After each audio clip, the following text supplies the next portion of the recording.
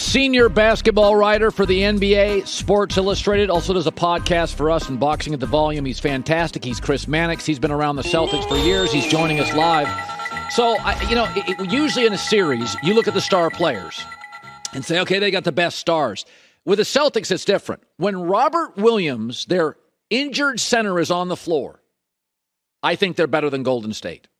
But he's been hurt throughout the playoffs because once he's healthy, they are limited in. They can't do anything inside. You take the minute he didn't play, Kayvon Looney looked like an all-star. And so I know it's counterintuitive to kind of how the NBA Finals work, that a defensive guy controls it. But my takeaway is Robert Williams, if you told me he gave me 38 minutes a night rest of the series, I would take Boston. I don't think he can do it. What say you?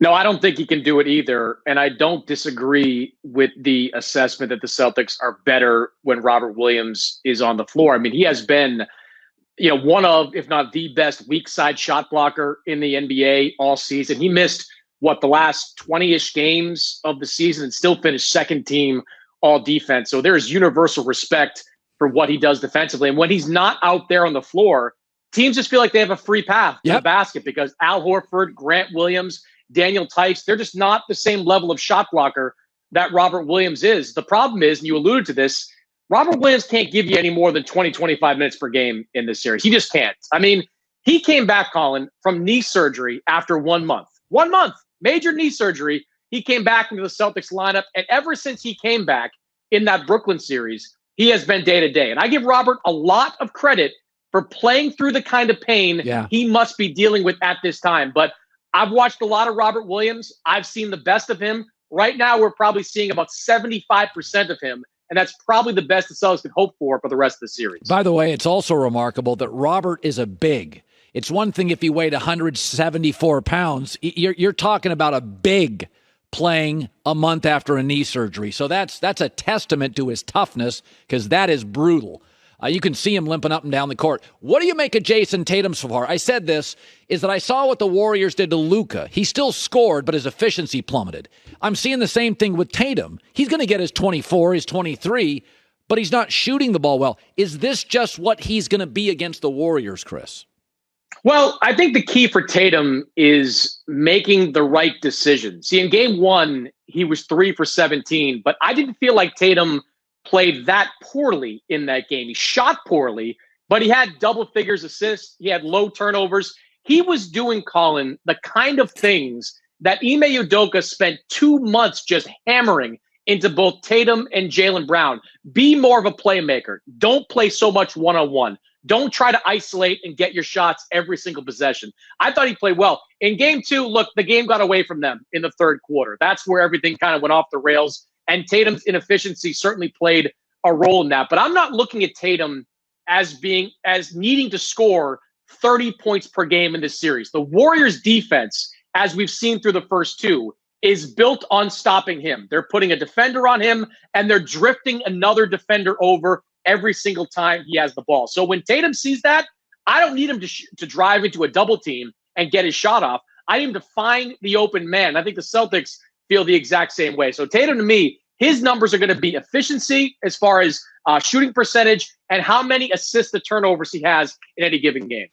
There's the old zigzag theory betting the NBA that no game looks alike and they often look the opposite of the last game. And I like Boston in game 3, and I really like them early because I think the officials have let everybody play. I love that. They do in the finals. But it got a little chippy in last game. So my gut feeling is they're going to initiate some early calls to send a message to the players. Draymond, you can't do that. And so I think the Warriors could get in a little foul trouble early in game 3 because the refs are going to say, we're going to let stuff go, but there's a line here. And we think we crossed it a little last game. So I like Boston in game 3 to reestablish the physicality that will be allowed. Your thoughts on what we'll see in game 3? They are definitely the more physical team. And look, it's been an adjustment for the Celtics to go up against a team that wasn't as physical as them. You look back at the second round, Milwaukee, incredibly physical. Miami, maybe the most physical team in the entire league. So the Celtics have had to adjust a bit to playing not a finesse style that Golden State has, but something that's been a lot different. Draymond's interesting. I don't think it was the wisest move to announce to the world that you get preferential treatment. Like, I don't think that was a good tactic from Draymond, because now you're kind of inviting referees to kind of prove that you don't and give you some of those early fouls in this game. And as we saw, Draymond is the key to what this team does defensively. He was excellent against Jaylen Brown. He had some very good moments against Jayson Tatum, and he was a catalyst for this team on the defensive side of the floor. So I'm very curious to see how the referees officiate Draymond coming out. But for me, there are two factors for the Celtics that they've got to overcome. One is the third quarter. It must be psychological at this point. I mean, maybe Ime Udoka just doesn't bring the team back at halftime and says, stay on the bench and watch the halftime show, and we'll just pretend that the third quarter is just a long timeout between the second and third, because they are just not able to mentally check in early enough to match the intensity of Golden State in the third quarter. And the second thing, the turnovers. Colin, you can draw a straight line between Celtics losses and the number of turnovers they have committed. When they commit a lot of turnovers, they lose. When they commit 12 or less, they win.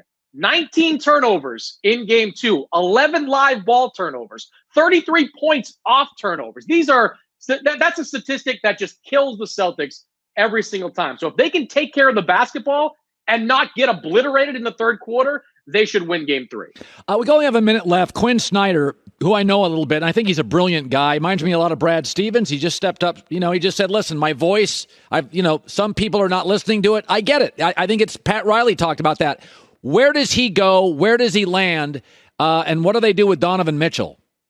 Well, I don't think he lands in Charlotte, which is the last vacant coaching opening. I think Quinn, like a lot of assistant coaches or available coaches, are waiting to see what Greg Popovich does, whether it's this year or next year. One location that was mentioned to me by someone that knows Quin Snyder, Oklahoma City. That team has a coach right now, but depending how this season goes, the Thunder may look to make a change next year. Quin Snyder has a great relationship with Sam Presti, so that's a possibility. As far as Donovan Mitchell goes, look, I don't think they're actively shopping Donovan Mitchell right now, but I know Danny Ainge, and I've known Danny Ainge for a long time. If somebody comes to him with a big deal, be it a young player and multiple first-round picks and swap rights, Danny's going to push to do that deal, because Danny knows this team is not a championship team, and there aren't pieces that you can put around this team to make it one in the foreseeable future. Yeah, Chris Mannix does such great stuff. Good seeing you, Chris. Hi, everybody. Thanks for watching. Subscribe here to get the latest from the show. Also, be sure to check out more of the best clips from The Herd, or go watch a few segments from other shows on FS1.